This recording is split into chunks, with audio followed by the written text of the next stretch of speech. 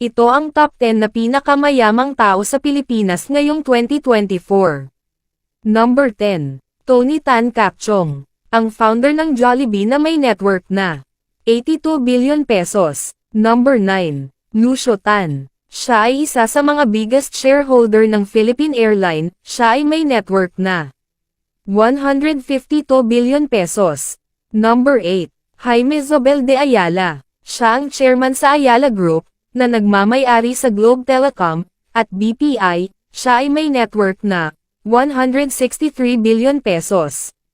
Number 7. Isidro Conson and Siblings. Si Mr. Isidro ang chairman ng DMCI Holdings, na may combined network na 169 billion pesos.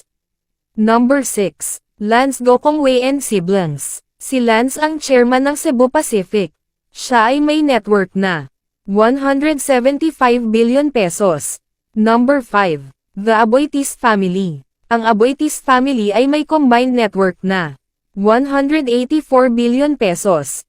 Number 4. Ramon Ang. Si Mr. Ramon ang president at CEO ng San Miguel Corporation.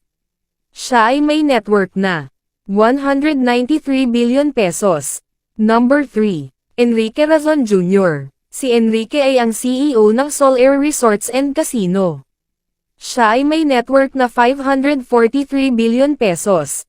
Number 2. Manuel Villar. Si Villar ang may-ari ng All Home, All Day Supermarket, Camelo Homes, at marami pang iba.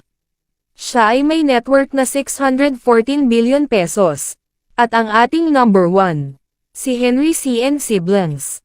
Sila ang may-ari ng SM Supermalls. Sila ay may combined network na 841 billion pesos.